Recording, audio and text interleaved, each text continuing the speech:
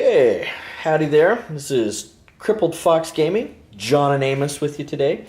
And we're going to have a little chat about some Vanguard rules. Today, specifically, right now, fatigue.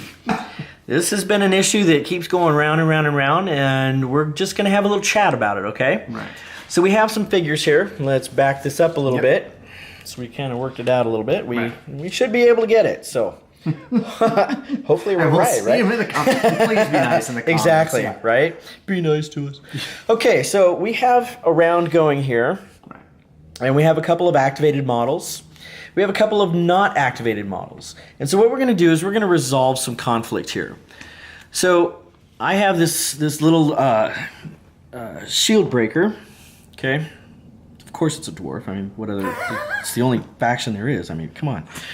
All right, so my shield breaker goes hitty-hitty on that abyssal there. Right. And because I cannot duplicate an action, even though melee hit is a short action, I cannot duplicate an action this turn. Right. So I cannot take another short action. I can't move because that would require breakaway. Yeah, and that's a long action. And that is a long action. Okay. So, in essence, I can hit this round and that's it. I have now activated my model. Now... And we'll say during that round, I'm going to fatigue my guy who's unactivated to retaliate against this guy. But since dwarves are notoriously hard to kill, as is my experience, I am now done. This guy is now fatigued since he was not activated. We are now, so this guy is now fatigued out of turn because it was the dwarf's turn initially. Correct. It's now going to my turn. I am going to say, fight this guy back. Fight, fight, fight. I suck at fighting. So that's all I could do because it was a short action, and I can only take one short action because I was already fatigued.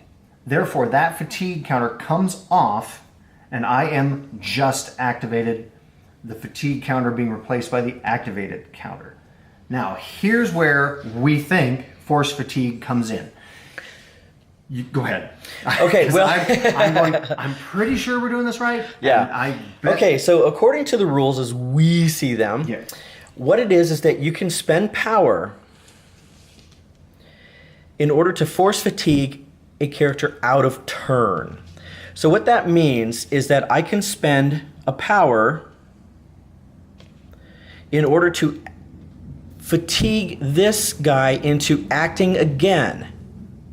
I could activate another one for free, but instead I'm really going hard on this guy and I really want to keep bumping him. So in order to do that, I spend that power.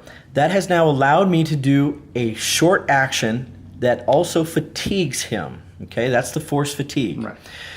What that also does is it allows me to repeat an action, because normally in your two short actions and even into a fatigue, you cannot repeat any action. With a force fatigue that you buy with power, you can repeat an action. So this is how I can now get a second hit on this guy. So we do choppy choppy, hitty hitty, and resolve it.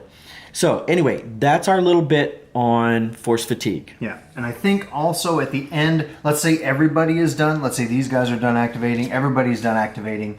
The other thing you can do, let's say you're at the beginning of a turn, or it's your first round, where you've got scads of power left over because nothing has happened.